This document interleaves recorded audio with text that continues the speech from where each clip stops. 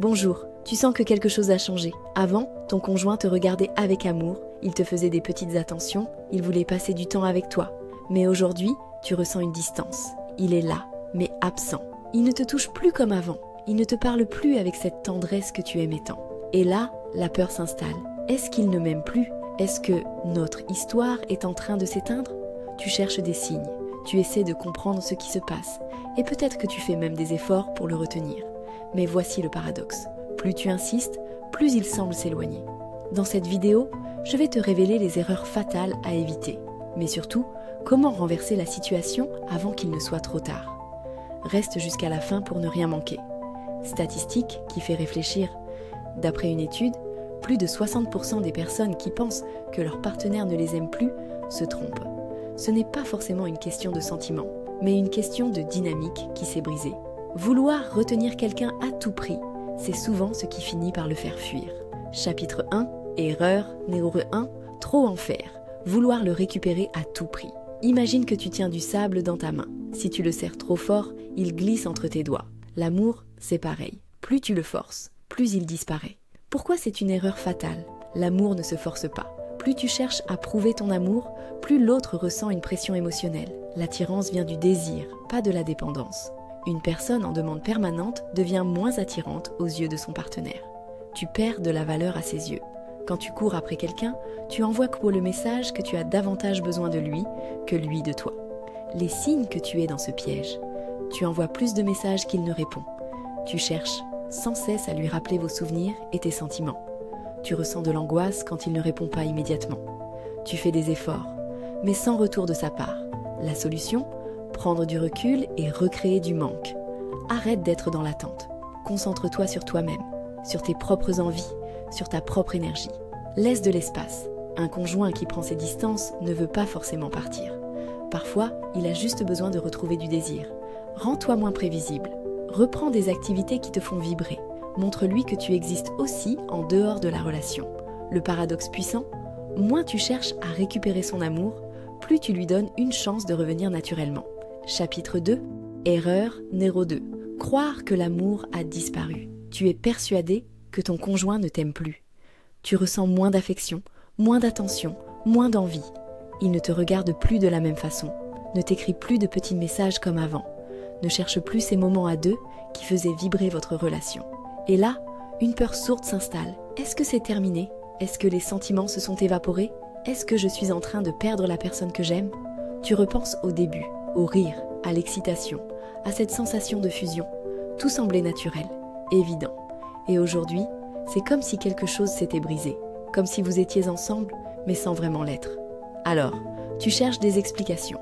Tu te dis que l'amour a peut-être disparu, que ton conjoint ne ressent plus rien. Et plus cette idée s'installe dans ton esprit, plus elle t'angoisse. Tu commences à tout analyser.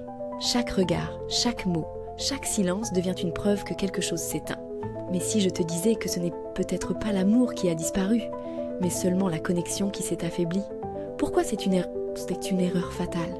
L'amour, c'est comme une plante. Si tu arrêtes de l'arroser, elle ne meurt pas immédiatement. Mais elle se fane, elle perd de sa force. Pourtant, avec un peu d'attention et de soin, elle peut refleurir. Voici un cas concret. Stéphanie croyait que son mari ne l'aimait plus. Il était distant, il ne cherchait plus le contact. Elle était prête à abandonner. Jusqu'à ce qu'elle réalise que ce n'était pas l'amour qui était parti, mais l'énergie du couple qui s'était épuisée. Les vraies raisons de cette distance. La routine a remplacé l'émotion. Vous êtes ensemble, mais sans la même intensité qu'au début. Le stress et la fatigue tuent l'expression des sentiments. Parfois, ce n'est pas un manque d'amour, mais un trop-plein d'autres préoccupations. Le lien n'est plus nourri. Moins de discussions profondes, moins de moments partagés, moins de connexion. Les signes que ce n'est pas un manque d'amour, mais un simple blocage. Il reste avec toi, mais sans passion apparente. Les gestes d'amour sont rares, mais pas totalement absents. Vous êtes plus en mode colocataire que partenaire. La solution, réactiver la connexion émotionnelle, crée du renouveau. L'amour s'entretient avec de la nouveauté. Surprise, activités différentes, changement dans la routine. Reconnecte par le dialogue. Au lieu de dire « tu ne m'aimes plus », demande-lui « qu'est-ce qui te rend heureux aujourd'hui ?» Réveille l'admiration. Reprends des passions, des défis personnels qui montrent que tu es une personne qui évolue et inspire. L'amour ne disparaît pas. Il s'endort parfois, Mais si tu ravives l'étincelle, il peut se réveiller plus fort que jamais. Chapitre 3. L'action qui peut tout changer. Tu as compris que vouloir forcer l'amour ne fonctionne pas. Tu as compris que ce n'est peut-être pas un manque de sentiments, mais un affaiblissement du lien. Maintenant, il est temps de passer à l'action. La clé ultime, changer ta propre énergie avant de chercher à changer la relation. Pourquoi c'est si puissant ? L'amour n'est pas une obligation, mais une attraction. Plus tu essaies de forcer un retour, plus tu deviens prévisible et perds de la valeur. Au lieu de demander de l'amour, deviens quelqu'un qui inspire à nouveau l'envie d'être aimé. Les actions concrètes que tu peux appliquer dès aujourd'hui. Recentre-toi sur toi-même. Reprends une activité qui te passionne, un projet qui te challenge. Arrête de chercher des preuves d'amour. Laisse ton partenaire ressentir un manque naturellement. Reprends confiance. Une personne qui se sent bien avec elle-même attire plus facilement l'amour des autres. Moins tu cherches à récupérer ton conjoint, plus il a envie de revenir vers toi. Le déclic final. Si ton conjoint semble s'éloigner, si tu ressens qu'il ne t'aime plus comme avant, souviens-toi de ceci. L'amour ne disparaît pas en un instant, mais il peut s'éteindre si on ne change pas la dynamique. Tu as peut-être fait l'erreur d'en faire trop, d'essayer de le convaincre, de lui prouver ton amour, de demander encore et encore des signes d'attention. Mais maintenant, tu sais que plus tu forces, plus tu éloignes. Tu as peut-être cru que tout était fini, que l'amour était mort, mais ce n'est pas toujours le cas. Parfois, il dort simplement sous la routine, sous les non-dits, sous le poids des habitudes.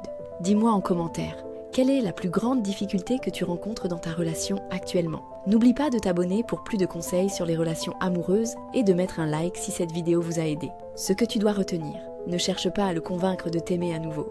Redeviens la personne dont il est tombé amoureux. Laisse de l'espace au lieu d'étouffer la relation. C'est dans le manque et la surprise que renaît le désir. Travaille sur toi, sur ton énergie, sur ce que tu dégages. Une personne épanouie attire naturellement l'attention et l'amour. Et maintenant, pose-toi cette question. Est-ce que je veux continuer à quémander l'amour ou est-ce que je veux devenir quelqu'un qu'on aime naturellement ? L'amour n'est pas une demande, c'est une énergie qu'on nourrit. À toi de décider si tu veux l'étouffer ou le faire renaître.